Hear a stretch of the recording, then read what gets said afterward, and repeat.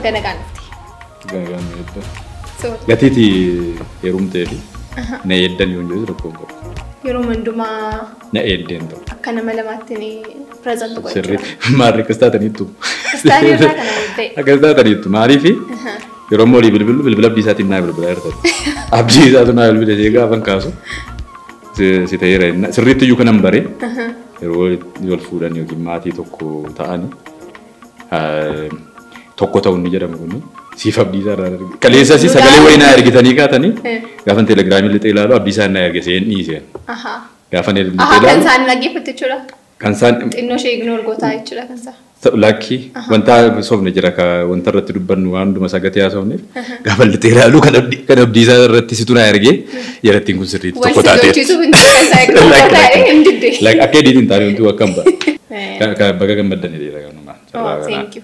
Gaafa sanamma akkatti suuraa isin duukaa kan uyyuu namne. Baay'ee ma tokko. Arra ol duukaa kana abdiisaa footoshooppiidhaan nu gashu.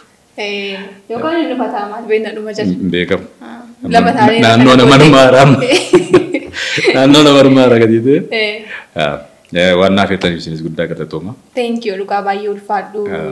Kabajaan affeerraa keenya simattee dhufuu keefi waan irratti haasofnu waan bal'aa akka qabnutu natti dhaga'ama.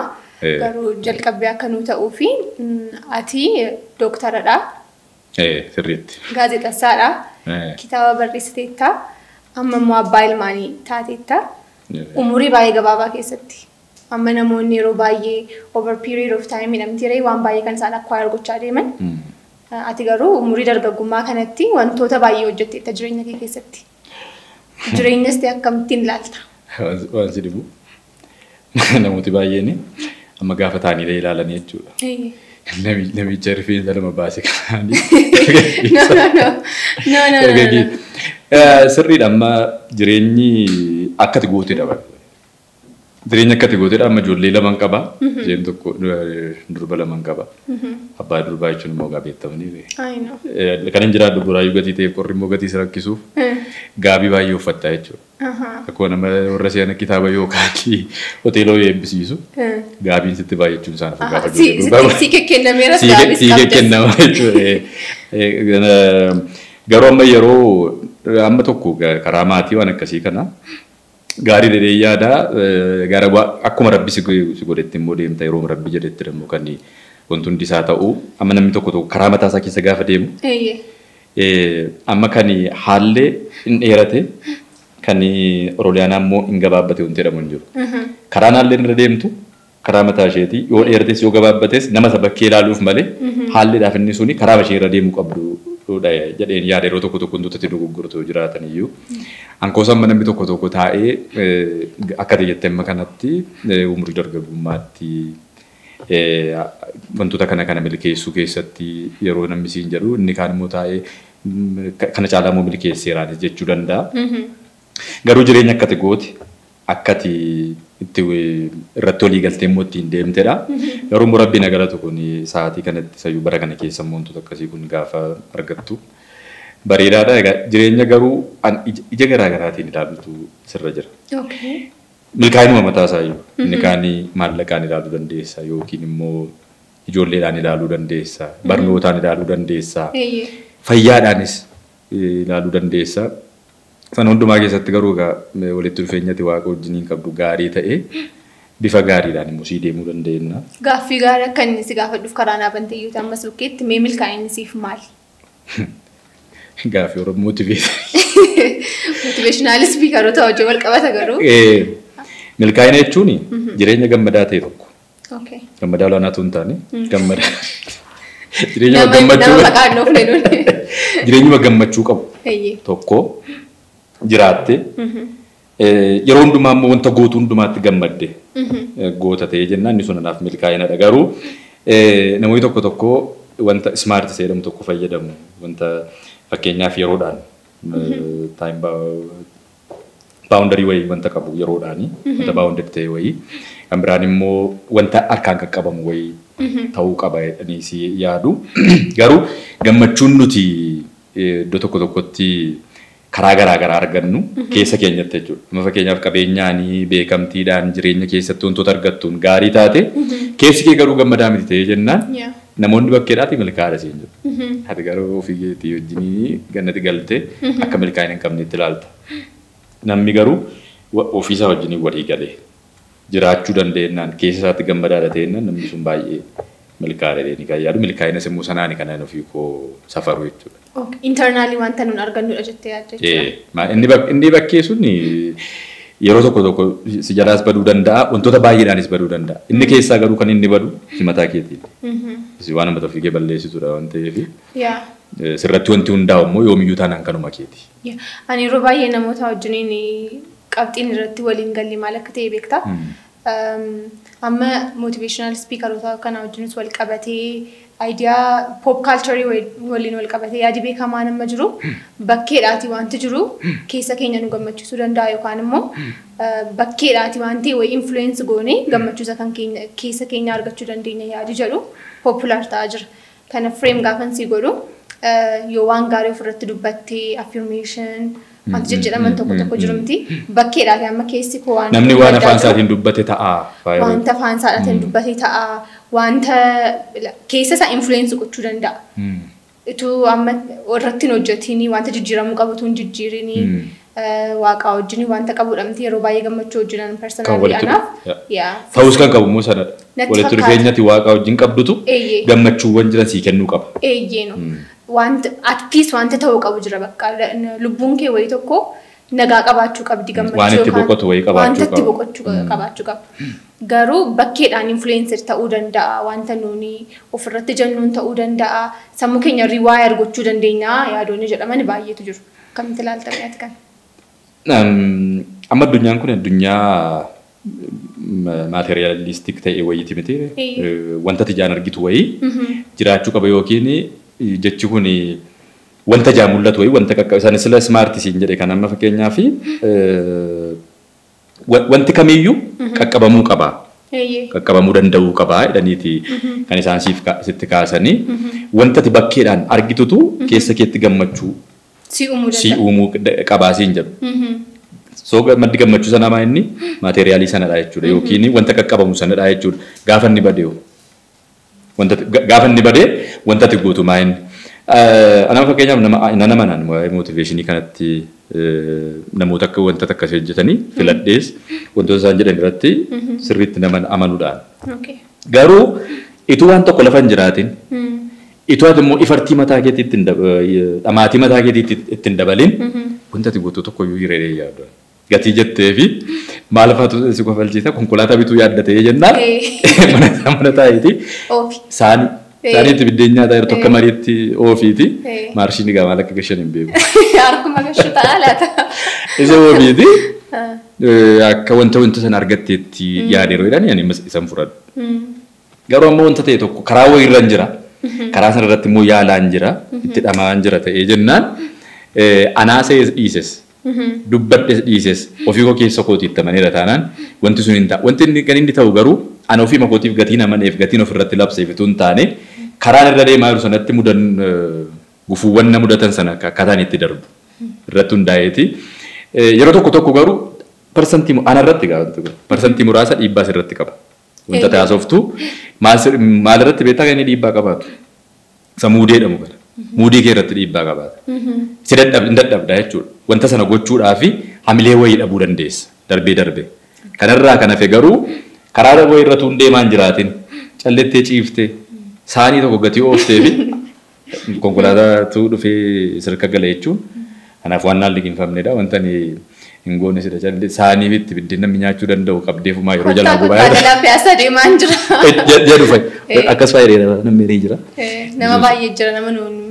Namoota akkasii beeknu baay'een isaanii nama nu waan akkasitti. Garuu namooti gaafa akka kana ta'u narratti hojjetettee naasii hojjechuu danda'a. Ani itti nama nu gatii ta'eef garuu wanti sun hojii hojjetaa jirta. Garuu konkolaataa sana mana teessee oofaa jirta ta'ee innaan rakkoon qabu. Garuu hojii hojjetaa jirta wanta hidhamaa jirta. Karaa wayii eegaltee jirta. Karichi si geessuu danda'a. Si geessuu danda'a taanaan bifa sanaa wanti sun gaarii ta'uu danda'a. Egaa karaa gaafatetti immoo maaliif yaadadhee nama karaa baay'ee ergaan takkaa deemaa yeroo tokko natti fakkaata. Maltii haayifaniitu jedhamti miti warri faranjii wanta adda addaa wanta waliin fakkaanne garuu wanta baay'ee qaqqabaa wal duukaa deemsaa tokko jiru. So deejaabii kee fi bukkeetti immoo FM host gootaa joornaalizimii keessa jirta addunyaa adda addaa kana lamaan akkamittiin wal faana deemsaa jirta. Anko baay'ee nama kofalchiisa baay'ee. Maal isaas kofalchiisa beektaa? Amma sille dooktarii dhattee yaa veterinary medicine baradde miti. Veterinary medicine barattee achi immoo FM irraa immoo sagantaa reediyoo immoo hojjedha. Achi beeksisa immoo nan hojjedha. Sagaleen keessa immoo baay'ee sagalee adda sadda san deebinaa sagalee golden voice qabda. Galatoo. Innillee kan uumamaati garuu qabda sas. Golden jedhama jechuudha. Golden jedhama. Achi sana hundumaatu hojjettu CV develop goota yookiin immoo LinkedIn irratti CV hojjettu. Profaayilii kee gaafa hojjettu akka carraa ta'e warroota namoota adii kana duukaa hojjenna baay'inaanii gaafa waliin soofnu CV koo gaafa ilaalanii akkamitti wanta akkasii kun ta'ee naan jedhu. Yeroon joornaalizimii hojjedhu yookiin FM hojjedhu FM irratti waa'ee agriculture yookiin waa'ee livestock waan hojjedhutti fakkaata. Entertainment akka ta'e hin beekan. Achi gaafii iddoowwan garaa garaatti sagantaawwan hojjedhe YouTube namoota garaa garaa irra jiru. Isaaniin search godhee gaafa itti agarsiisu isa taasiftetti kolfaa jiru moo itti kolfaa jiru. Sitti dhagan isaan kolfaa jiran yookiin waa'ee livestock maal haasofteeti gaafeedhaan lakki. Ani akkasumatti wantoota hojiiwwan koomeedii fakkaatan koomeedii guutummaa guutuutti koomeedii ta'uu baatan hojiiwwan koomeedii fakkaatan nan hojjedha gaafan jedhu. So maal yaadu isaanii veterinary taatee jenna wantoota sanaan wal qabate akka hojjetu. Career path waan jedhamu tokko jiramtiire. Sirriitti bakka isa sanadha kan isaan siin jedhan. Career path sana eegdee akka deemtu barbaada. Amma baay'inaan warra Neezerlaandii fi South Africa fi warra US darbee isaanii wajjin hojjenna. CV isaanii gaafa laaltu waggaa 20 dhaabbata tokko keessa hojjetaniiru. Waggaa 20 hojii isaan hojjetanii wantootuma livestock yookiin veterinary yookiin nutrition animal nutrition wajjin wal qabatudha kan isaan hojjetan. Anko garuu gaafa dhuftu waggaa 10 hojjedheera livestock industry kana keessa keessumaati animal feed irra nyaata beelladootaa kanaanii hojjedheera. Waggaa 5 reediyoo irra hojjedheera. Achi kitaaba barreessuudhaaf yaaleera. Barreesseera beeksisa immoo nan hojjedha miti. Sun hundumtiyyuu CV koo irra hin galle. So dhiibbaas qaba faayidaas qaba. Dhiibbaan isaa inni guddaan wanta tokko irratti akkati focus hin godhne si godha. Yaadoti kee akka isaan distracted ta'an wayii yookiin immoo karoorri qabdu wanta tokko irratti qofa akka hin taane si taasisaa.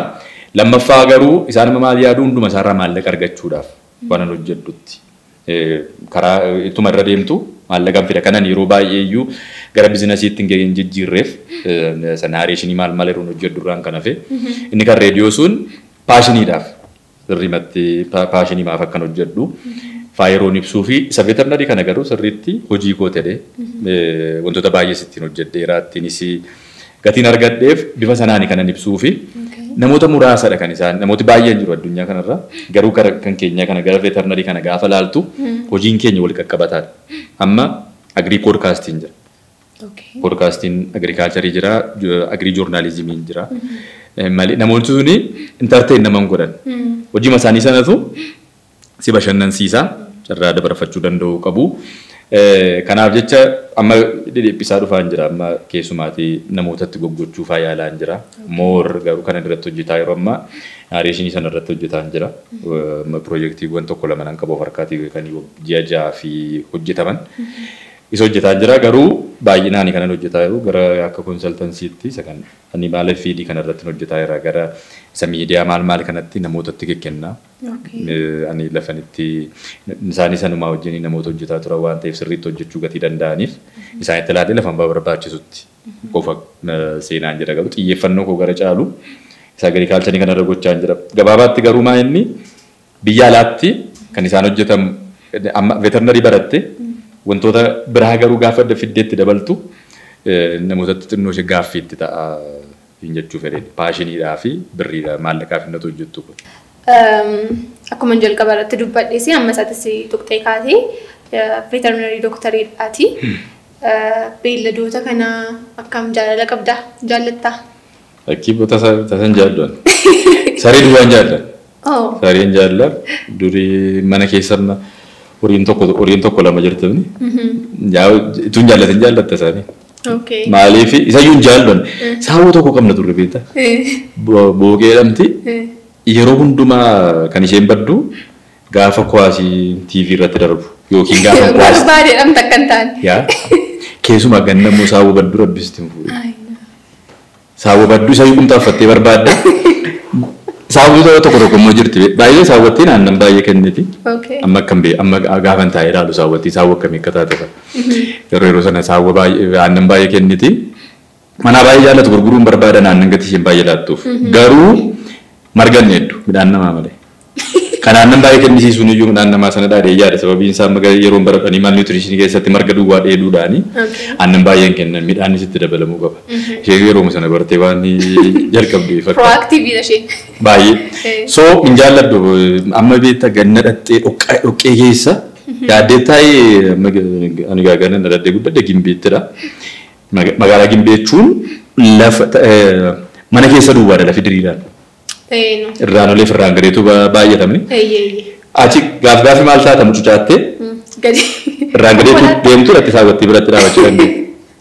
Irraan gadee mucucaattee jechuudha. Dhoqqee miila qullaa deemta. Gaariidha akka argituu fi baay'inaan nuti amma maal jedhama kun shartattee seedhamu mucucoo. Nuti amma ol dorgommiin isaa jiraatee baay'inaan ijoolleen naannoo keenya waan hin jiru. Baay'inaan gatii taphataa turre. So saawwii gannadha kan isheen baddu midhaan namaadha kan isheen naxxee nyaattu. Kanaaf jecha baay'een jaalladhu.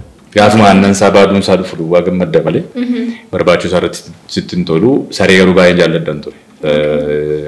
Guddisaan ture gatii ta'eef biyyatti.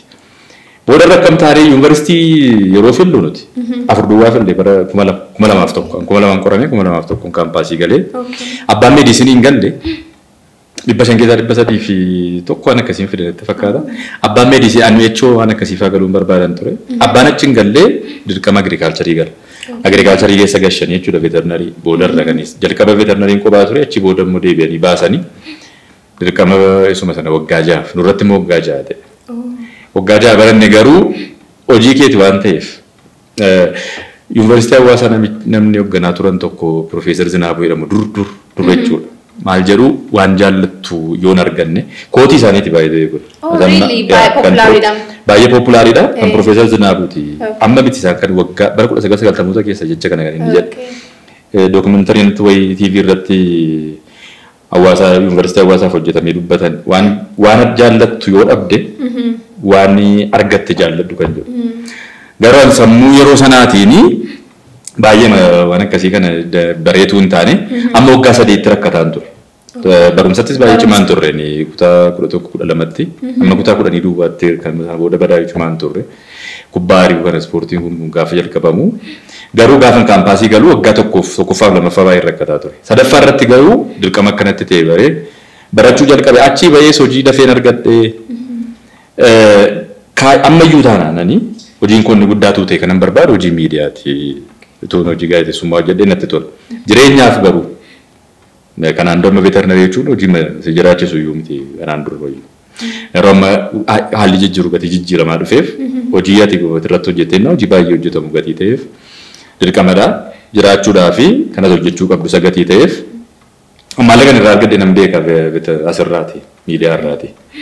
Garuu veterinariidhaan jireenya keetii qaxaramtee maal jettee hojjechuun dirqama gatii ta'eef kanaaf jecha hojjetaa jira amma garuu waggaa 10 keessa ture tol bira naaf fiddeeti isa miidiyaa kanatu hojjedhee natti tola. Garuu jiraachuudhaaf inni kun garuu dirqamadha wanta jaallatteetta jechuudha waan argatte jaalladheera. Innumti mataan isaa iyyuu iskiilii of dandeera fakkaata. Waan tokkodha. Sababiin isaa sanammaa midwaayifiin baradhe. Midwaayifarii. Ankeessa illee qilleensa qaba baay'ee. Baay'ee hojii inni jirooti. Hin dandeenye. Inni ijoo opportunity isa sin arganne dhugaa dubbachuuf hospitaalarra hojjechaa ture yaani. Hin beeku utuu qarshiin isaa gaariidha ta'eeti wanta uumamu hin beeku garuu dadhabina hojii isaa sanaa wajjin wal qabatee maal jaallachuu hin dandeenye fiduu hin dandeenye iskiilii amma haasaa jirtu kana. Yeroo wanti na kofalchiisu maal akka ta'eetta uummata ofii tajaajiluun mataan isaa iyyuu qarshii jedhamu amma fakkeenyaaf namoota nama dhuguma jedhama wanti kun dhuguma jedha. Anaaf fakkeenyaaf lafa hojii kootiitti nama tajaajilaa noolaan baay'ee gammadee jechuudha. Sigalee Garuu kana achi jiruu fi tajaajiluudhaaf dirqaminatti kennameeti. Dirqaminatti kennamee tajaajiluun hin qaba. Nama requirement keedha hojii kee keessaa tokkodha.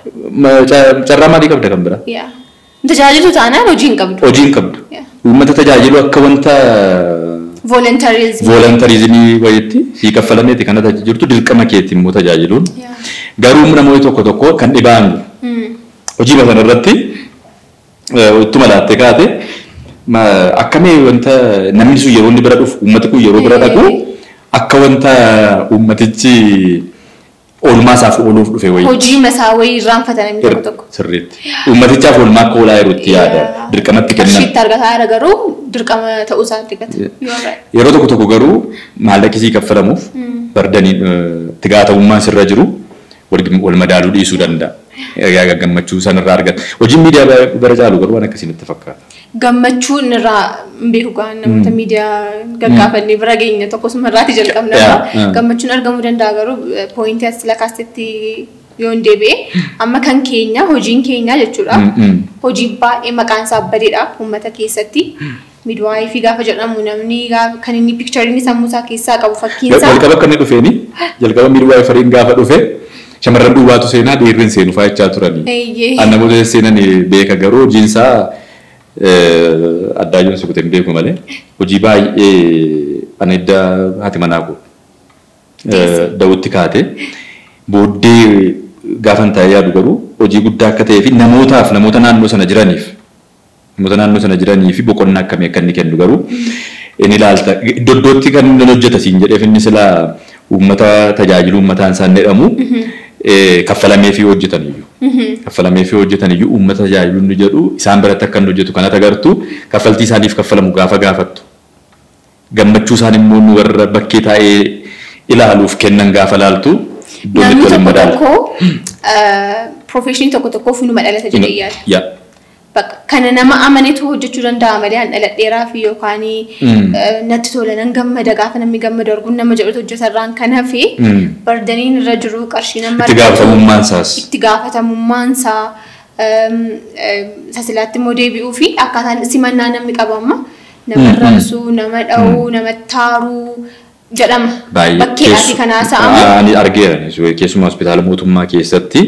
Hospitaala mootummaa keessatti dhayyuuti immoo bardaniin isaa kan cimu baay'ee. Bardaniin isaa baay'ee cima. Mootummaa jaan hojjedhee jedhanii warri piraayiveetii amma warqaa horiin isaanii tokko miti. Yeroo isaan itti hojjetanii dheerinni yeroo isaa jechuudha. Akka isa kan mootummaa miti bultee ooltee hojjettee yaa irriteetii ta'uun kee expected ta'uu qaba jedhee yaadaan. Garuu immoo atis immoo nama rakkatee wanta inni keessa jiru waaqaaf lafa gidduu galamtee namni miidhura jiru. Nama sanatti immoo aangoo kee agarsiisachuunis sirrii ta'uu baatuyyuu irriteeshiniin kee expected ta'uu qaba jedhee yaadaan. Inni immoo beektaa ilaalcha namootii isa sanaaf qaban irratti hundaa'ee yaadama namootii sadarkaan barumsaa. Hojiin hojjetu. Hojii namichi sun hojjetu mataan isaayyuu. Ani yeroo baay'ee keessumaa hospitaala mootummaa irratti tokko warri ogeessoti fayyaa. Hunda miti egaa as cuftuu keessa akka isaan kaa'amtu barbaachisaadha jetti. Hunda ta'uu yoo baateyyuu yeroo isaan uummata kana namoota dhaqan sirriitti hin tajaajille yeroo isaan ifataniin argita.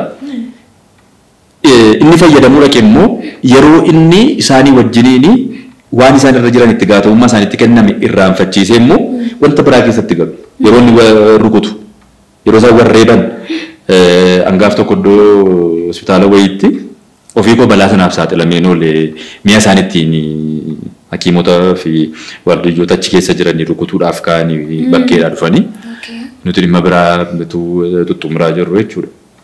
Wantoonni sun barbaachisoo miti. Garuu gaala jireenyi immoo asiinis achiinis wanta poozitiivis negatiivis qaba gatii ta'eef wal simsiisaa deemuun barbaachisaadha. Yaa eenu. Nan sila namni tokko profeshinii isaaf inuma mannansiin jedhee kanadha fakkeenyaaf amma namni tokko haadha deessisee nan gammadee gaafa isheen gammaddu argee abbaa manaan ishee gaafa inni gammadu maatiin ishee gaafa gammadu nan gammadee jedha. Anaaf garuu hojii ma ture fakkeenyaaf. Gammaddasi? Hojii makoo. Hojii makeeti. Hojii makoo akkuma nama akkaawuntii banuu hojii makoo ture dhuguma.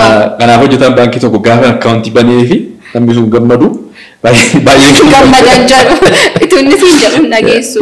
So haala ittiin qarshii argattus maal wajjinis wal qabsiisuu yoo baatteeyyuu wanta hojjetu tokko sirriimatti jaallattee hojjettee gaariidha. Garuu immoo yoo wanta jaallattu dhabde immoo harka kee irra jiru jaallachuu danda'uun iskiiliidha natti jedheef kanaaf. Dirqama keeti. So sana develop gochuun kee baay'ee wanta jireenya kee akkati fuulduratti geeffatu si gargaara. Fuulduratti geessu na godheera. Lammaffaa immoo waa'ee miidiyaa akkuma beekta akkamittiin akka hojjetamu wantoota baay'ee keessa darbuu qabda karaa miidiyaa kanaan milkaa'uudhaaf. Yeroo baay'ee wantoota hojjettu maaliif hin beeksiftu anama namni waluma walitti meeti malee badaa beeksisees maal jedhees miti kanan keessumaa voice overoota maal kan hojjedhu akkaataan itti hojii sana fa'aa walii laattu dhuguma dandeettii keetti ilaalama moo an fakkeenyaaf atii fi abdiin iddoo deemtanii jalqaba kanatti dorgomuu qabdu dandeettii wanta sanaaf barbaachisu fakkeenyaaf maayikii kana banuudha yoo ta'e haleluyyaan ni banteetti moo abdiin baneera isa jedhutu ilaalamuu qaba malee jalqaba haleluyyaan eenyudha abdiin eenyudha jettee ilaalamuu danda'uu hin qabdu jalqabuma irratti jechuudha. Kanaafiyyuu wantoota tokko wantooti siif hin mijanne hin jiraatu yeroo tokko irra dhaabee gara miidiyaatti galuudhaaf yaadeen ture zakaan dhaabe saayid biizinasonni tokko wantooti xixinnoo hojii xixinnoo qaban akka jedhu wantuma kaampaanii guddaatti tuun taane wantooti xixinnoo hojjetaman hojjechaa garuu guutummaa guutuutti yeroo koo kenneetuman kan hojjedheen jetta garuu gidduutti nama iddoo lamaatii dhabe taate gidduutti hafta wantoota itti develop gochuu qabdu amaloota itti guddifachuu qabdu tokko mataan isaanii iyyuu jiru miidiyaan kan inni barbaade jedhamee iyyuu amma taa'etti amma fakkaatutti angaruutu namni maaliin dorgomii natti tola hin dandeessa yoo ta'e meeritii isaa haleluyaa hin dandeessi taanaan darbuu danda'uu qabdi. Abdiin hin danda'a taanaan darbuu danda'uu qaba. Oroliyaan immoo hin danda'u ta'ee jennaan waan fedhan iyyuu haleluyaa wajjin wala beeku, haleluyaa ajaallatu, haleluyaa ajibbu waan fedhan iyyuu darbuu danda'u hin qabu. Namni sirri iddoo isaaf kenname iddoo sirrii irra taa'uu qaba hojii isaaf kenname hojjechuu qaba waan ta'eef inni sun immoo baay'ee humna si gaafata yeroo kee wanta sana guddisuudhaafis sanaaf jecha keessaa ba'aa deemta garuu ituu ta'eeti bifa kanaa ituu ta'eeti wantuman hojjechuu barbaadu ture wantichi. Challenge qabaachaa hojii miidiyaa baay'ee. Hojii miidiyaa baay'ee challenge. Baay'ee waggoota 5 ammanii FM kan irratti hojjedhetti sponsora tokko duwwaadha kan qabu. Sponsora ji'a tokkoof dhufanii kan baan dhaabbannoonni 3 turaniiru. Irraan kana fedha dhaabbata tokko duwwaa duukaan waggaa 4 operative duwwaa duukaan waggaa 4 hojjetaa jira. So sponsora barbaadu sagantaa keessana beeksisuun ilaalcha namoota mataa isaa iyyuu dhattee irra deddeebitee waadaa sii galame sana iyyuu irra deddeebitee dhattee amansiisuun isaan yeroo keeyyuu baay'ee gatii gaafatuuf baay'ee challenge qaba. Baay'ee. FM irratti specially amma namoota afaan Oromoodhaan hojjetan biyya kana keessa jiran magaalaa kana keessa actually jiran keessaa namoota baay'ee muraasa keessaa dhamtee re'ati. Inni mataan isaa challengingidha kophaa ta'uun yookaan nambariidhaan xinnaachuun. Reediyoo mataa isaatu.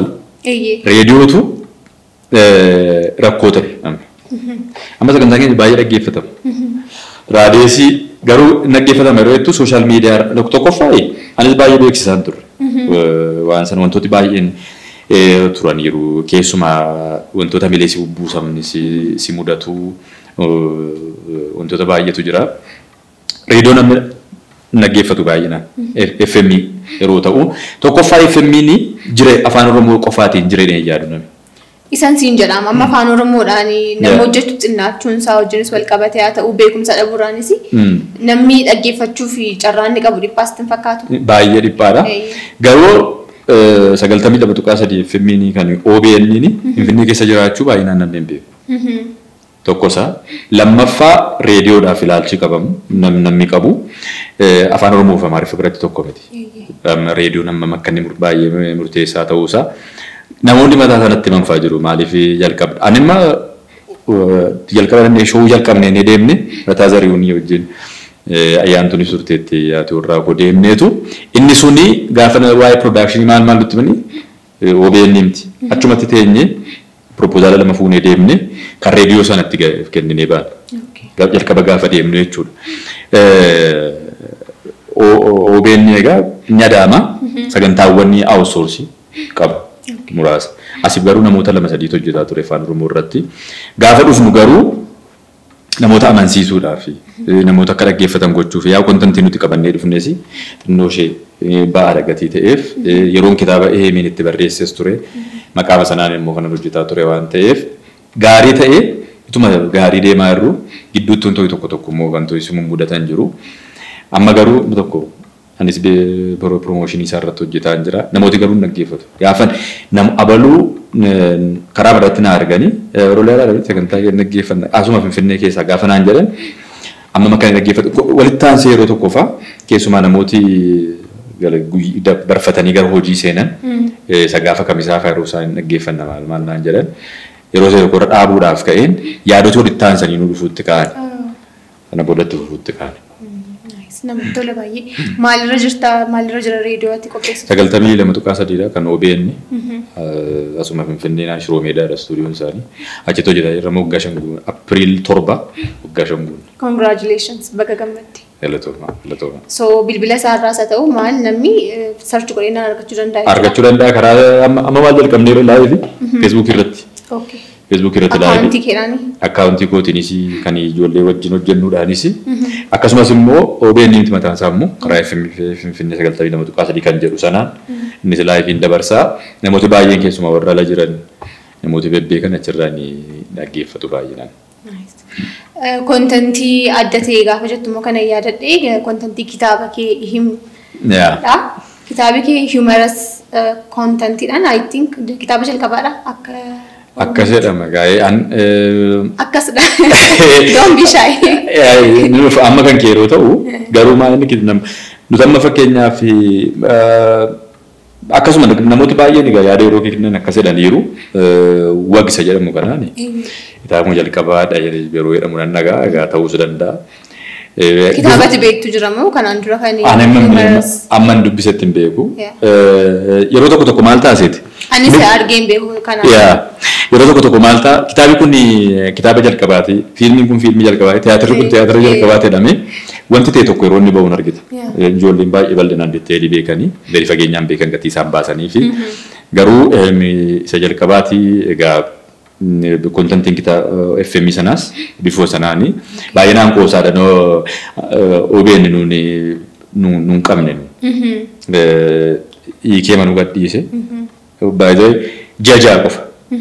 Ji'a qofa sa'aatii tokko hojjenne. Sana booddee garuu ji'a booddee gaafa nu haaressan sa'aatii 2 nu godhaniiti waggaa 5 guutuu kan hojjetaa jirru isa tokko garuu sa'aatii tokkoo fi keenya dadhabneeti kan nuti tokko goone malee sa'aatii 4 ture. Nuti ji'a tokko qofaa ji'a qofaadhaaf kan nuti sa'aatii 2 hojjenne torbanitti. Malee akka barbaannetti hojjenna akka barbaannetti haasofna poolisii miidiyichaa eegnee garuu bifa nama bashannansiisuun.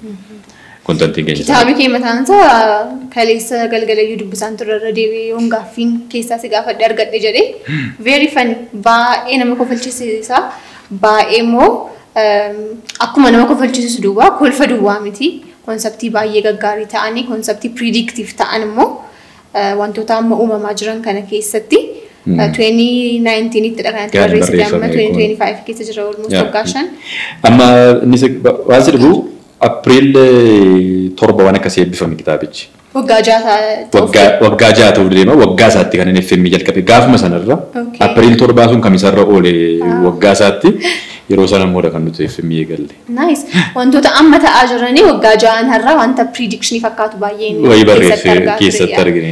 Isa karaa booddeetti itti deebina garuu gaafuma eebbisiiste mataan isaa kitaabi kee it was a huge phenomenon social media irratti kanaan dura kitaabota eebbifamanii wajjiniini haala adda ta'een kanatti yeroo sana dhufte simannaa uummata akkamitti argite yaada sanas immoo akkamitti sii dhufe akka kanatti beeksisuun maal jechuun yeroo sana dargaggummaan jedhamu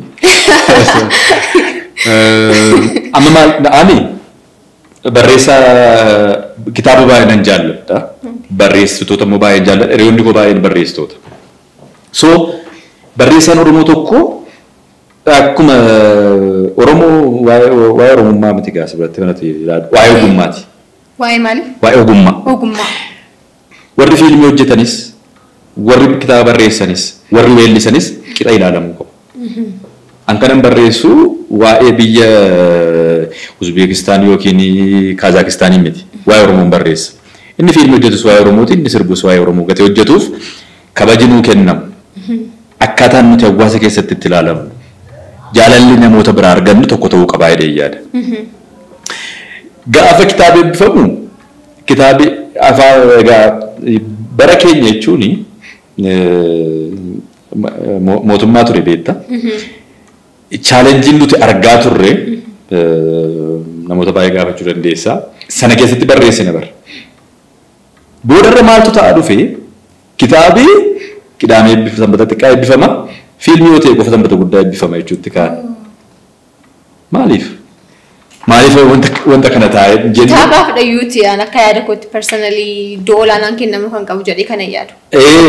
Walqixayyuu. Waluma qixayyuu haa ta'u. Maayinni wanta akka kanaa jennee teenyee ijoollee wajjin haasa'utti kaanee gaafa fiilmiin eebbifamu namni akka inni itti yaa'u. Ana dura kitaaba lataa kana eebbisiiseera beekamtii lataa kana qabu beekamaadha. Bifa gaariitiin eebbisiise. Ani immoo FB irratti akkaataan itti barreessu namoota baay'een jaallatu namootuma ani jechuun wanta sana develop kanan gochaa dhufe Facebook haroota amma bara 2019tti jiran an cuunfaa bu'aa isaaniiti baay'ee. Ani amma Facebookiin namaa nan ibsu. Garuu inni amma bara 2019tti ture sirriitti na ibsan bu'aa isaaniiti jechuudha. Isaantu inni kana sirreessii kun wanta si madaalu miti maal jecha 2014 kaase. Akka lakkoofsa warra Awurooppaatti haasofna. Gammadaa ta'e kan barreeffama sana fa'aa baasaa ture, sheer gochaa ture namoota wajjin walitti na fiduu keessatti jechuudha. Gaafa fiilmii eebbifamu namni galagalee ba'a. Gaafa kitaabaa namni xinnoodha. Lataa kana irratti baay'ee gaarii ture. Maaliif beekamtii lataan qabu maal siin jedhee namoota lataa waame. Wanti kun itti fufuu danda'u qaba. Kanaafiyyuu ani uummati kun akkasitiin barreessi kana sirreessi naan jechaa tureera. Gaafa barreessus kitaaba kun egaa isaantu gulaalaa ture bara. Uummatichi gulaalaa ture. Uummata jechuun namoota Facebook irra jiran kana. Kanaafiyyuu gaafa sanas bahanii eebbisiisuu danda'u qabu, bitanii dubbisuu qabu. Ilaalcha hedduutu sammuu keessatti na dhufe. Sana ta'uudhaaf garuu sagantaa isaan sirriitti dhufanitti bashannanuu qaban. Immoo qopheessuu qabu malee calleedhanii waltajjiitti nama yaasanii caalbaasiidhaan maallaqa sassaabdee galaa isa jedhamu miti ta'uu hin qabu. Ibsaan nurratti badeeti malee akka namooti jedhanitti ammas immoo yeroo dubbadhu namooti wanti isaan yaaduu qabanii isa namoonni jedhan hin jedha. Sagantaa maaliitu qophaa'e? Sagantaa aartii qophaa'e malee eebba kitaabaa keessa sagantaan aartii qophaa'e. Malee kitaaba eebbi caalbaasiin hin turre. Ani caalbaasiin akka keessa hin galle. Maalidhaa? Kitaaba barreesse. Kitaaba sanaan yoo kitaabni sun gurguramee maallaqa fide namni maallaqa jibbu hin jiru. Garuu kiisii namaa lixanii fidii maal jedhama kun haangee hojii waliin jaalu. Haangee hojii waliin jaalu. Edda yeroo sanaati sagantaa 2-3 caalaan argine eebba kitaabaa sirriitti sagantaa aartii fakkaatu hin argine namni na sirreessoo jiraate na sirreessuu danda'a. Galii sassaabu irraan kan hafe akka sanan turre egaa dhiibbaan sun gatii jiruuf gatiin baay'een sun na aarsaa turee fi nan yaade ana duwwaa miti koreenii ijoolleen na bira jiran hundumtu anaan namni baay'ee na gargaareera. Namooti naannoo koo jiranii baay'ee sappoortii na godhaniiru. Gaafa eebba sanaa garuu sagantaan keenya sirriitti bifa eegameenii hin deemne. Ibsaan nurratti badee injinar Taakkalii Uumaa dhufaniiru, Hacaaluun fa'aa turaniiru, lubbuu isaa maaru. Galgalaanaa namoota baay'eetu dhufe. Namoota nama maqaa sii eeguun namoota bebbeekamoon kun sagantaa biraatiin naqu. Iddoo biraa dhaquu danda'u. Garuu uummata akkasumatti gaafa yaa'ee dhufee egaan beekuun kitaaba akkasumatti gurguramee hin jiru. Achitti gaafa sana. Isa kaasuuf hin ture ammatu akka warra biyya alaa New York Times maal jiraateeti number 1 bestsellerii waan ta'uus fakkaatu kitaaba kee. Bifa lamaan ilaalta kana. Tokko dirqamsiiftee yeroo gurgurtu jira. Uummati jaallate. Gurgurta. Qophii jalqabaa yoo ta'e irraan kan hafe. Iddootti amma garuu namooti lixanii barbaadanii kitaaba bitanii amma anama bodarra man gurgurame beeku garuu baay'ee gurgurame. Baay'ee gurgurame. Kan gurgurame garuu dirqameetu hin taane jaallate inni bite immoo jaallateeti. Inni dubbiseeti. Feedbackii baay'ee naa kennamaa ture emailiidhaan bilbilaani. Kana booda garuu wanti hin barbaade ta'eera. Akka sanatti dhufee namni eebbisiiseera. Sanbata guddaarra kan nuti eebbisiifne dilbatarra. Isayyuu ituu isaan sagantaa biraa irratti qabatanii har'an eebbisiisuusuma hedduutu dabarsinuuti. Dilbatarra yoo ta'e malee inni kan nuti eebbisiifne gaafa sana sagantaan biraa irratti qabame saganticha eegneeti kan nuti deebinee galmatti ammallee egaa giddugalayyuu dhiisee namni hoteela garaagaraatti iyyuu eebbisiisuutti ka'eera. Quuqamni sun gatii jiruuf bifa sanaan kanan taasisee garuu feesbuukiin yeroo sana jiru kan itti namoota hin beekne keessaa itti naa beeksisaa turanii inni kan biyyaraatti fuudhee dhaqee gurguree maallaqa si ergaa kaan immoo kan fuudhee achumaanis baduun jiraata garuu inni sun mataan isaa jaalala siif qaburraan kan kee waan ta'eef yeroo hundumaan galateeffadha feesbuuk haroota yeroo sana. Xooniin kaaraaktarii him keessa jiru keessaati isa tokko dhamti. Xooniin egaa wanta amma ta'aa jiran kana afaan Oromoo isaa wallaalee erga silaati predict jedha. Predictionii maal afaan Oromoodha? Predictionii forecastii fuulduratti raaju. Akka raaju fuulduratti waan fuulduratti dhaaltu wayii jechuudha. Wanta baay'ee raajeera wanta inni yeroo sana dubbatee amma wanta tatta'aa jiru baay'eedha. Itu arge maal waan jiru fakkaata. Kajaraatee hedduu. Ziyang. Xoonee jechuun nama sirriitti jirudha. Namooti magaalaa Gimbii beeku baay'ee isaanii. Nama maraatuma. Jiraataadha. Jiraata magaalaa Gimbiiti. Ayitos kaaraakteriyaasi kitaaba keessa. Kaaraakterii sana xoonee maal? Kenniteef. Kenneefiini. Namooti keessumaati namooti gabaa naannoo Gimbiidhaati gabaa maaliif? Akkuma kana haasaa xooniin ni Gimbii jiru. Akka kanatti kan haasa'u nama biraa.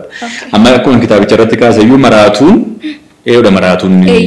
Dhumarratti ofitti galagalchitee. Yaa nutu maraatuudha moo maraatuun jedhamu maa inni hiikaa mataa isaa gatii qabuu fi jedheen kaase egaa. Kanaafiyyuu amma maraatuu inni kaasna jechuudha nuti gaama.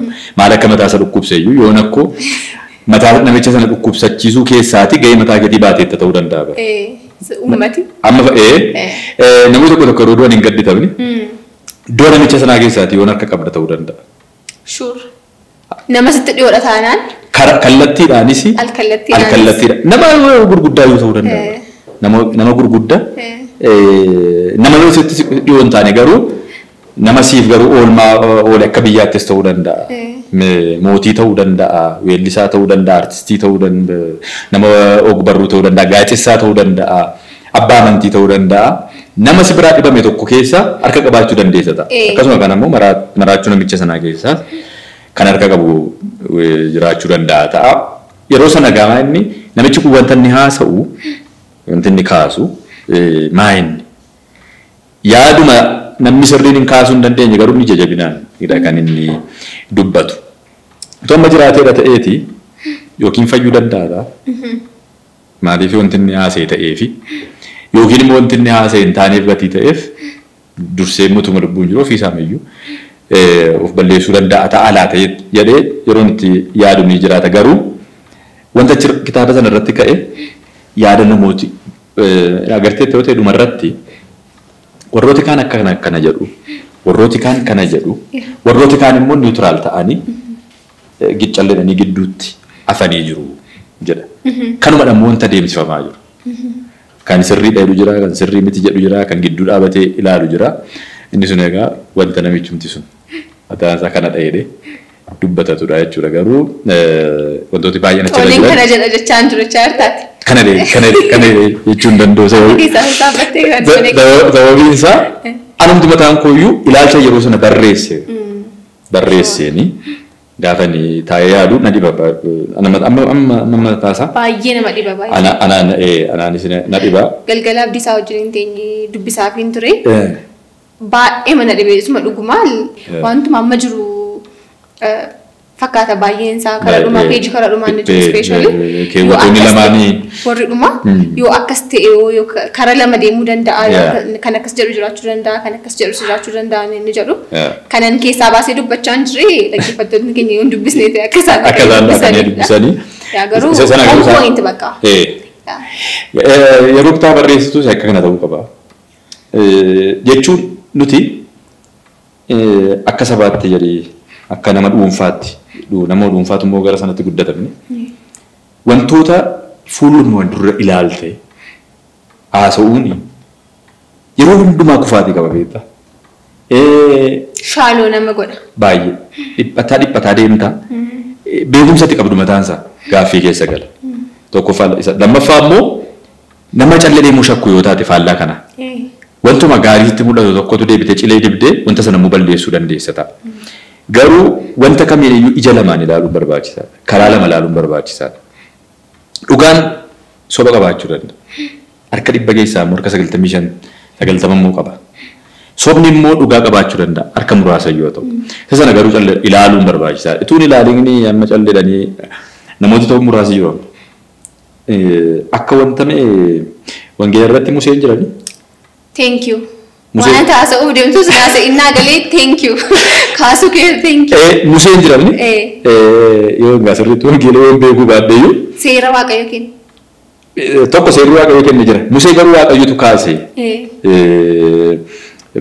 Fakkeenyaaf Musee Waaqayyo kaasee itti dubbata. Jechuun saba sana akka inni fuudhee deemuuf jechuudha. Qobaatti. Namni yeroo tokko maal godha jeetta? Musee mataa isaatii uummata. Callee deema. Sayyaadee miti inni taasisa. Callee Musee mataa isaatii uummata. Garuu anama uummachuu namaa irratti miti gaaffiin koo. Dhuguma garuu Museen keessuun sirriidha. Si ceesisaa hoo? Yookiin si ceesisuu danda'a. Si ceesisuu dhiisuu danda'a. Ati garuu Museen keessuun siif sirriidha. Jireenya keessatti namoota hiriyaana turdoftee deemtu. Namni tokko hiriyaa Musee ofirratti godha. Hiriyaasa maatii isaa Musee ofirratti godha. Al tokko edda keessaa baatee booddee ofii isaatiin dhaabatee namni kana jechuun danda'u nama biraadhaan kan inni abdatu bara. Musee biraa eeggata malee jireenya keetiif sumadha kan Musee ta'uu qabu irraan kan hafe. Yeroo hundumaa wanti hallelujaan jettetu sirriidha. Hallelujaa malee namni tokko sirrii lafa kanarra hin jiru. Maaliif al tokko hallelujaa Musee taateetti gadi ta'eef. Yookiin Orooliyaan Musee ta'e ani yoon dogoggorri koo sirriidha. Amma fakkeenya fudhadhu annan dogoggora abdiidhaaf ani Musee isaati. Gaafa dogoggoru yeroo hundumaa abdiin maal jedhaa? Sirriidha jedha. Orooliyaan sirriidha. Maaliif Musee isaati? Hallelujaan dhuftee lakki. Orooliyaan as biratti sirrii miti yoo hin jedhe yoo jetteeti diinadha jechuudha. Musee keessan illee sirreeffachuudha. Realitii nama cabsuu jechuudha. Fakkaata. Kan nama cabsuu naaf hojjetanii jiru. Garuu yeroo namooti dubbatan yaadotati keessaa baafatu jiraachuu danda'u qaba. Calleetti dunuunfattee wanti sun sirree miti. Wanti kun barbaachisaa miti. Itti kaa'uun qabdu. Wanti amma yeroo ammaa kana nutti hirkataa jiru. Nama sirrii hojjetu tokko al tokko sirrii bitettee yaaddeetta taanaan waan fedheen iyyuu gara sirriitti siif hin dhufu. Maaliif duuchaatti gaaf tokko amanteetta akka inni sirrii hin taane. Namni sun sirrii ta'uu danda'a hin ilaaltu. Gaafii immoo maal goota inni sirriidha itti amanta. Gaaf tokko karaarraa kaata. Yeroo inni karaarraa kaatu tasa hin amantu. Kun immoo argaa irra sooshaal miidiyaa irratti wanta inni uumaa jiru. Wanta inni hawaasa keessatti uumaa jiru waan ta'eef wantoonni sun baay'ee rakkina qabu. Ani immoo maal siin jechuuf hin jedhee beektaa inni tajaajilti kun hundi isaa baay'ee sirriidha. Sooshaal miidiyaa wajjin ol qabatee itti dhufna akkaataa namni itti oofamaa jiru. Wanti hundumtuu giree eeriyaa keessa jira jedhee yaadaan yeroo hundumaa black and white miti. Fakkeenyaaf amma wanti namoonni tokko tokko amma jecha haasa'an akkuma abboomii kurnanii sana sirrii godhanii sitti haasa'u. Ofiidhaan wanti dubbatu dogoggoramuu akkasii bakka. Hin cabus hin dabus ediitin ta'u. Ediitin ta'u. Ediitin ta'u bakka kanumadha ediitin ta'u. Baay'ibilii irraan kan hafe seera Museef yeroo sana kennamee macaafa qulqulluu irraan kan hafe wanti hin sirranne hin jiru. Kaan mitiitiyyuu waajjiruma tokko keessa iyyuu seerri bulmaataa ediitir ta'a adeemamti reefedha. Kan biyyaayyuu ediitir ta'a adeemsu. Editingii keessatti namni yaada inni qabu waan ta'e wayisa sirreessaa adeemuu keessatti kanumadha jedhee wanta itti cichu baay'eetu jira. Inni immoo amma akka inni hojjetu naan gala naan akka inni hojjenne kun argita bara. Isa turre caala miidhaa isaatu wanta caalu natti fakkaata namni kun akkasii sun akkas yoo akkas ta'uu baate. Ta'uu baate jechuu danda'u. Dubartoonni akkas warri dhiiraa akkasii abaluun akkas dhiira ta'e kan akkasii yaadnee jiraate durba ta'e kan akkasii yaadnee jiraate bakka people are nuanced wanta adda addaarraa uumamne jiraatee fi anaan define gochuu hin danda'u namni tokko durban ta'eef kanatti galta yoo naan jedhee. Wanta uumamaan sii kenname irraan kan hafe. Wanta uumamarraan naa kenname irraan kan hafe. Ituma yaadichatti nan galate iyyuu beekaan mormaan immoo. Sababiin isaas kaataagorii keessa namni galuu danda'a jedhee yaaduun kaataagorii baay'ee wayii tokko keessa yoo akkati jettee oofame irraan kan hafe yoo brain washed ta'ee mob mentality qabaate irraan kan hafe we are very nuanced. Isa kanadha ammas mob mentality jedhamu kana inni kun wanta baay'ee rakkoo guddaa namarratti fidudha. Mob mentality isheen jettu kanani afaan Oromootiin maal akka ta'e jechi ta'e tokko illee jira. Isaan fayyadamu. Garuu amma fakkeenyaaf inni sun rakkoo baay'ee sirratti fida. Kanaaf isin jedhan namni ta'e musee ofirratti godhe kanan nama na fudhatee deema jedhu tokko. Maaliif inni tun yoo sirratti rakkoo maalii qaba? Ana nama tokko irratti mormiin qabu personally amma waa'ee namoota wayii isaan jiru miti yaada walii galaa isaa irramani iddoo kamitti iyyuu jechuudha. Waajjira keessatti wanta si mudatudha bara. Gadi bu'ee iddoo kamitti wanta nama mudatudha. Iddoo wanta jiru. Hiriyaa keessa wanta jirudha bara. Hiriyooti afur wayii walitti dhufanii nama tokko tachi keessaati yeroo hunda sirrii godhanii yaadu. Tokkochi keessaa sirrii miti dheennaan namni afurii sun hin cabu. Madagaskariin godhanii isa sadii seera fudhatanii deemu. Nagaan boqodhu mallas. Bakka kana kan isaan siin jedhan. Isa sana keessaatii yoo hin baane ta'e lammuun baatu immoo ta'e jennaan. Amma wanti nuyi kitaabicha irratti kaafne jiramni. Isa sana keessaa immoo hin baatu ta'e jennaan wanti inni sitti fidu immoo wanta tijaan argitudha. Yeroo ta'e tokko 2019 gara jalqabaa sooshaal miidiyaa irratti wantoota tokko argina. Wantoonni sun hin dubbataman yeroo sana dubbachuu maaliif dubbachuus hin dandeessu. Amma waa'ee siyaasaa maal miti waa'ee wanta sooshaal miidiyaa irratti argitu garuu wantoota siyaasa dibamanii mul'atan wayii maaliin jedhanii gaaf tokkoon nama siyaasa mormitootaa keessa jiru kan afaan Amaariffaa kana hoteela wayii wajjin ta'e nama eegaa inni gama keessa taa'ee kitaaba wayii dubbisa. Sooshaal miidiyaa irratti maxxanseen ture. Kitaaba akkamii dubbisa beektaa? Ofuma isa qabatanii deeman miti. Kitaabicha keessaa hin beekamani kitaabi higga mangistii ta'e waan isaan beeku garuu kan warra seeraa kan ijoolleen seeraa kun baay'atanii higga mangistii siivil kood kiriminaal kitaaba adii sana isa baatee jira. Kitaabota hin beekne 4-5 baatee jira. Taa'ee barreessa beektaa. Achi argeeni galeen manatti. Borumtaa isaa eessatti argaanii federeeshinii mikir beetii jedhan achi keessa taa'eetu waan ta'e morma. Wanti inni haasa'u wanta daanni sanaaf taa'uuf qopheessaa ture bara. Footoo akkan argallee footoo kaasuu hin dandeessu ni nama TV irraa garuu footoo kaaseen poost godhe. Oromoon jechuun Oromoo yeroo siin jedhu jeneraalaayiz gochaa jiru. Namooti sooshaal miidiyaa irra jiran kun namoonni sooshaal miidiyaa irra jirru kun FB irraa buunee laayibarii seenuu qabna. Yaadee dhuunfattan seenni kan hin arrabsa jira moonaa jira poostiin suni. Maaliif ennaan asii gadi tarreessa yaada nammasiin jedhe. Namichi sun baay'ee beekamaadha siyaasa maqaa isaa irraa fadhee malee. Taa'ee maaliif borojii gatii qabuu fi maal godha jedhanni wanta hojjetudha kan inni dubbisaa jiru. Dhufee seensi mormuudhaaf hin dubbisne hin beeku taanaan maaliin dhufee si mormu. Yeroo sana nuti maal irra akka turre beektaa? Inni kun sirriidha. Inni kun sirrii miti. Yaadumaanna. Ijaa yaadeef malee beekumsaan baakdi ta'ee eessatti waluun beennu bar. Ani kun namni mana taa'ee si arrabsu jira. Guyyaa tokko wal beeku miti wal bira dabartee namatti hin beekne.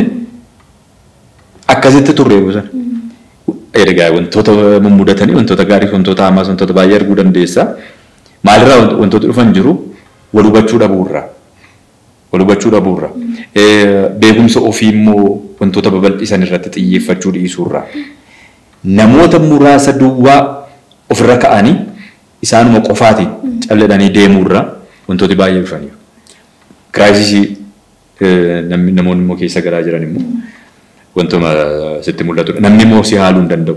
Inni sun maalirraa dhufe yoo jettee dhimmooti sooshaal miidiyaa kana duukaa wal qabatan ammayyuu namoota muraasa amma namooti deddeebi'an jiru. In argita amma yeroo isaanii reverse marshii gashanii dudda duba xiin gaariidha deebi'uu danda'u waan tokkodha inni mataan isaayyuu isa sana arguun mataan isaayyuu waan tokkodha.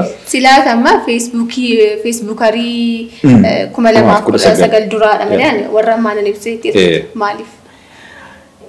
Yeroo sana kan nuti wal morminu jechuudha Oromoo duukaa miti. Ilaalchi keenya mataan isaa yaadi keenya mataan isaayyuu iddoo muraasa duwwaatti. Namoota muraasa wajjin walii galuu dadhabuu dandeessa. Kanarraa kan hafee ana fakkeenyaaf yoon ka'ee waan ta'e siin jedhee kana siin jedhu amantii kee waan matettee wayii wantoota xixinnoo tokko walitti funaanee miti. Yaadichuma naan taane gatii ta'eef. Lammaffaa gareen nuti dannee jalatti walii maxxansinu hin jiru. Kana deeggartaa sana deeggartaa kana mormitaa sana mormitaa wanti nuyi irratti waliin gallee wanti hundumti keenya qabnu waan tokkodha. Sanaani kan nuti haasofnu. Lammaffaa faayidaan nuti ilaallannee waan tokko maxxansinu hin jiru. Wanti yaadi ta'e tokko natti dhufamanii nama tokko tun hin sodaatin hin maxxansaa. Yaadi koo suni wanta tokko wanta dudda duuba isaati argadhu yookiin immoo wanta dudda duuba haramadhu waan tokko hammadhu wanta tokko hin qabu. Amma yooti waan ta'e kaateette haleluyyaan gatee akkas taateef akkasitti kana barbaaddeeti. Haleluyyaan abaluun jechuu barbaaddeeti. Haleluyyaan kana jechuu barbaaddeeti.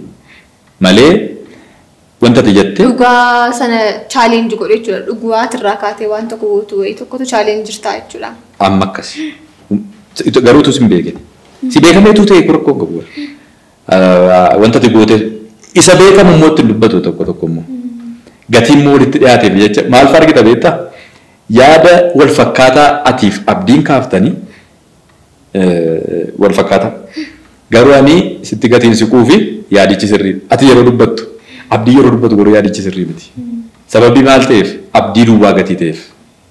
Nan sila miidiyaadhaan maaliin kaasisti maa ture sanadha. Garuu kan ta'uu qabu amma kana argitu sanadha. Duraan garuu inni sun hin jiru. Lammaffaa beekumsa irra dhaabbatteeti kan itti dubbattu. Abaluun haa hordofu hordoftoota sassaabuudhaaf yookiin immoo namoota jaalala namootaa wayii argachuudhaaf jettee wanta itti dhiphattuuf hin jiru.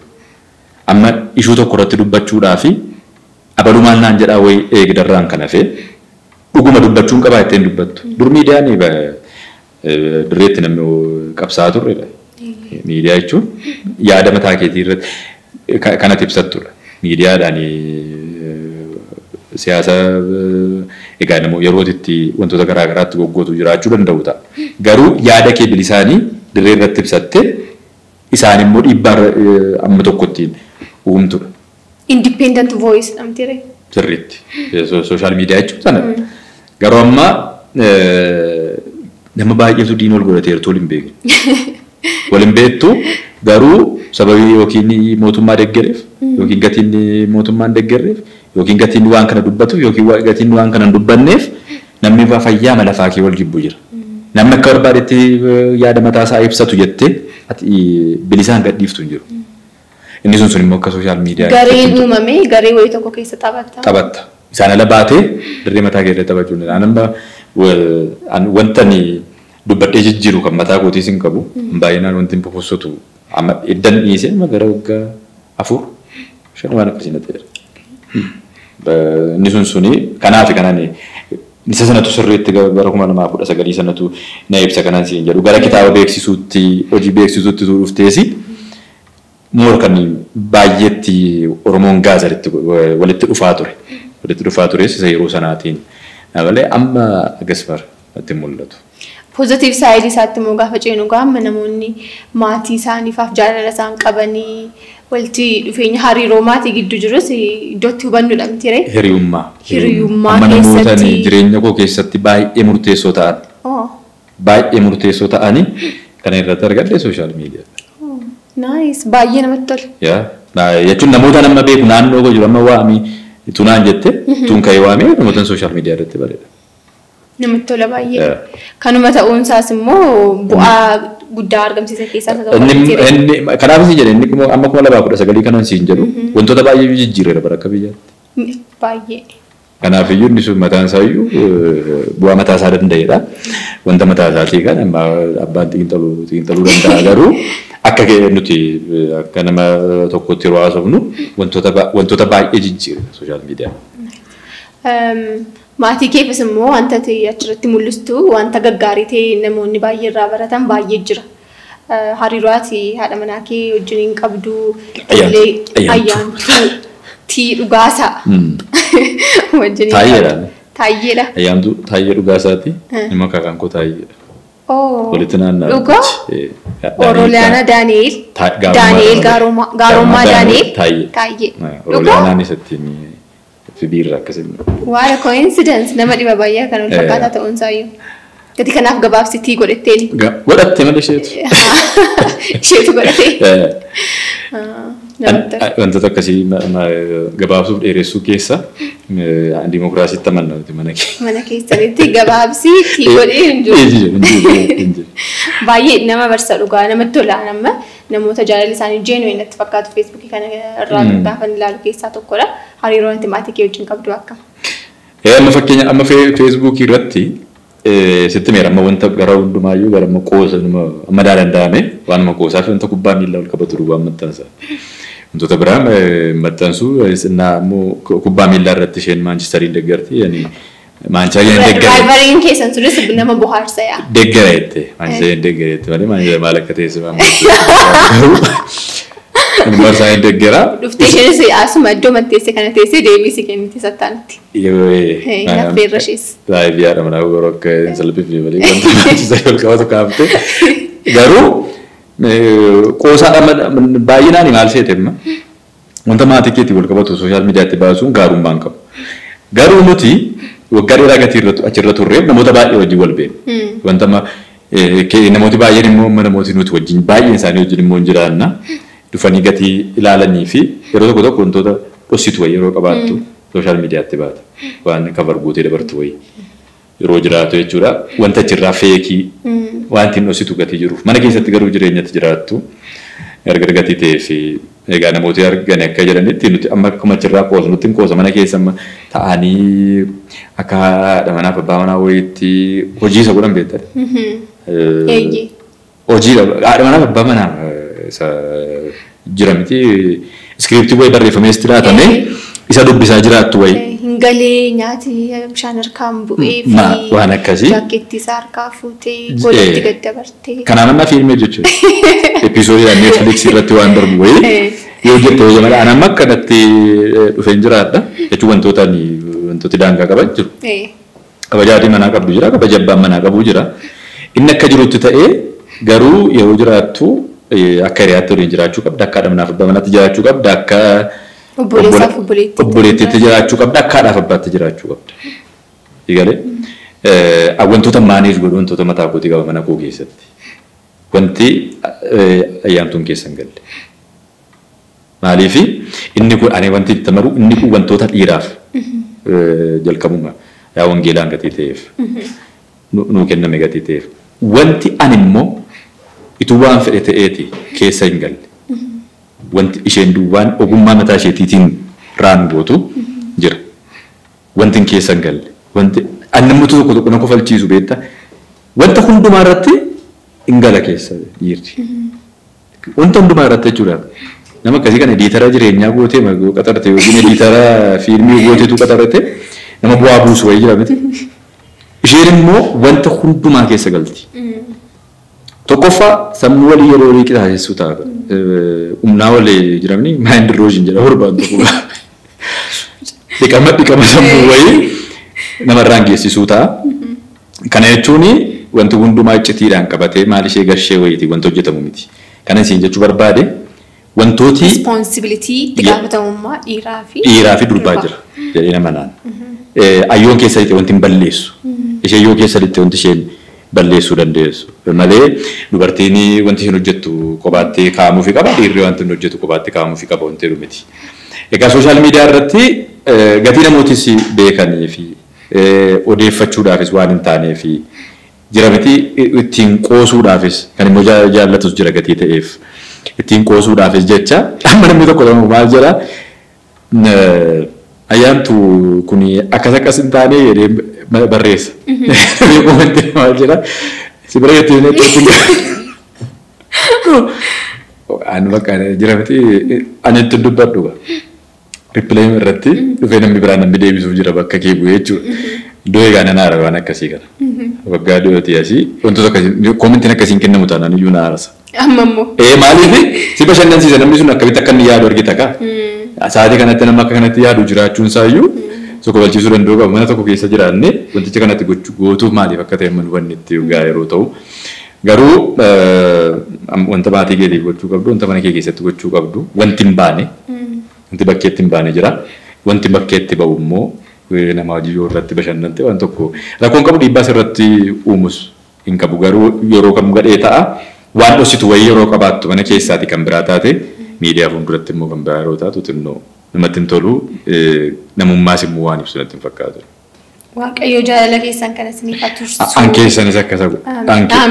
Amiin. Waan baay'een irraa baradhee kana nama ofii koo jireenya mataa kootiyyuu. Garuu waraabamee darba gatii ta'e meeshaa qalaman qabanne siin jechuuf hin ture.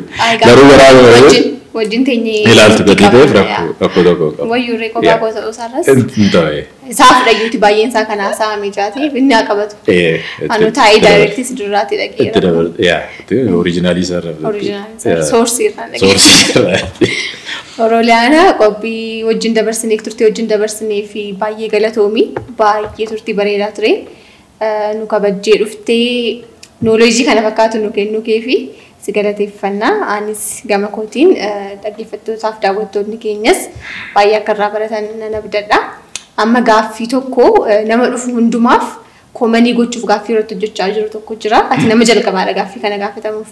Maaltu dhaga'amee jalqaba nama jalqabaa ta'uu kee kanaaf? Sagalee keenyatti dhaga'ama.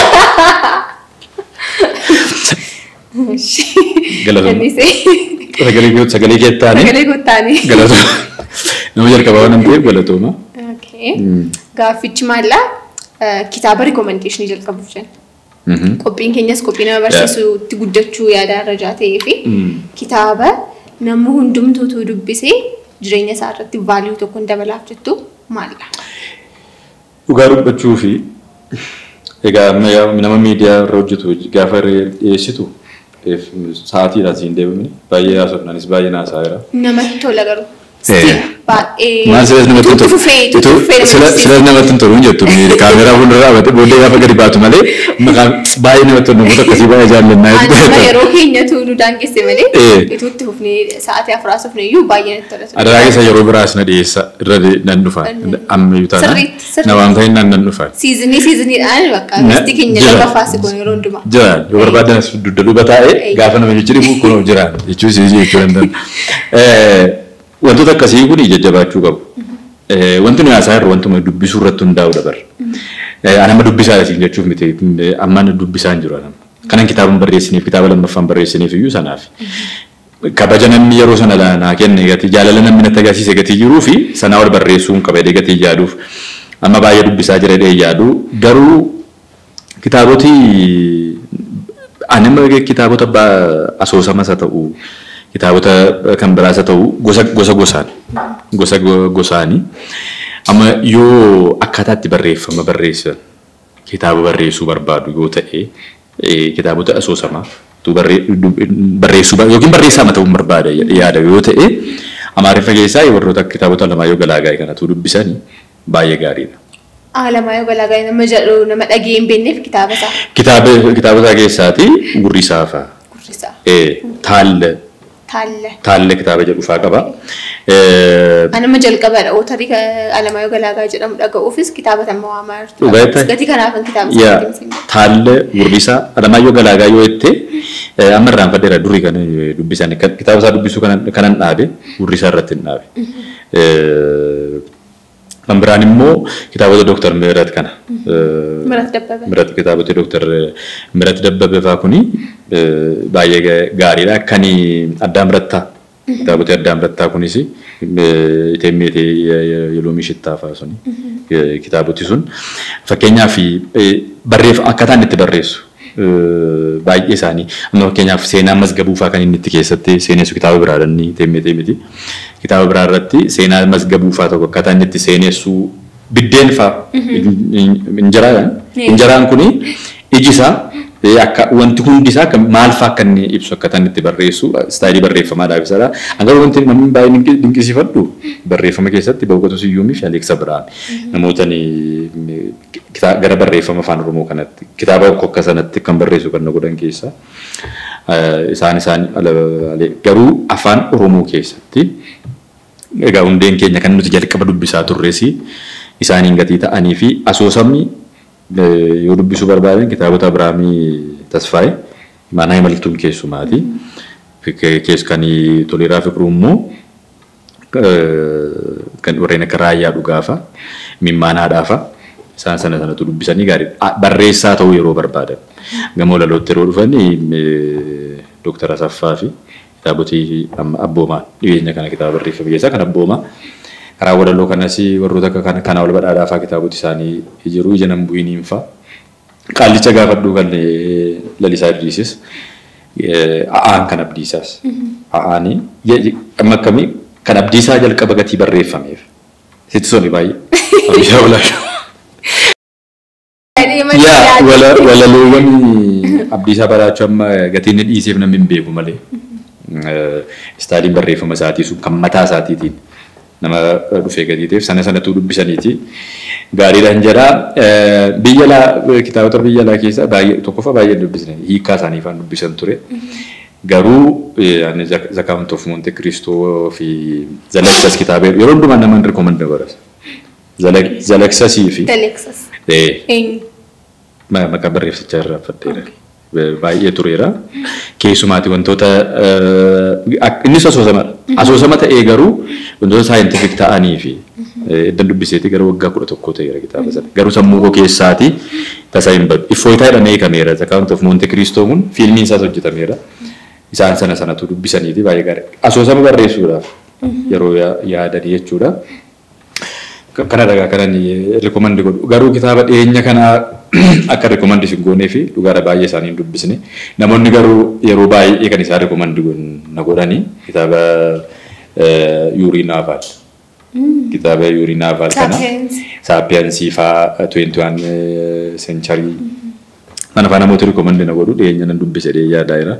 Isaan sana namoota dubbisanii gaariidha. Garuu gaazexaa cittuusa ta'u karaa barreeffama baga nagaan dhuftanii isa ta'u dubbisa wantoota tokko irratti wantoota kanaan dura dubbise. Amma kitaabota dubbise mata duree isaanii malee barreessitoota isaa barreesse. Amma kitaabota Sidney Sheldon dubbiseera. Garuu isa kamiin akka dubbise hin beeku maqaa isaa fayyadamu. Maaliif haalli amma jiru kun kitaaba irraa nu fageesseera gatii ta'eef jechuudha. Inni sun immoo xiyyeeffannoo baay'ee wanta nu barbaachisudha egaa. Kanumaan jedhaa isin garuu waan naaf hirtanii fi galatooma. Galatoomii baay'ee kitaaba. Miidiyaa irra fagaadheen ta'ee gaafaati afeertu iddoo tokkotti maalidha wanti haasa'uu danda'u baay'inaan ofii kun ayyaadha sii galee. Garuu gaafa poodkaastii ta'uu akka barbaaddetti wanta barbaaddaa taphatee deefi siin immoo buleettii keenyarra. Ramana buleessa keenya waan ta'eef yeroo si mufachiisuunis immoo barbaachisaa miti. Kanaafiyyuu abdii isaanis immoo maalidha jedhee immoo nutti ka'uu danda'a. Abdiisaa keessaa baas nama editiidhaan keessaa baas nama isaati waa'ee abdiisaa jettee anumaaf jettee akkatti dhufteetti godhuu. Siifannee marree buleetti. Jettee itti jalqaba. Jedhee ragatii ture. Kanadha baay'ee isinis baay'ee galatoomaa waan na dhiyeessitanii fi fayyaa ta'a. Galatoomii baay'ee. Kitaaba baay'ee rikoomandi nu gooteetta kana keessaa gaanumti barbaadee lamaan tokko nan dubbisa. Yeroo ta'anitti garuu sirriitti dubbise kitaabota amma jiranii. Galatoomii baay'ee fayyaa taasisu. Egaa dhaggeeffattootaa fi daawwattoota keenya amma dhumaatti waan nu duukaa turtaniif isinis galatoomii.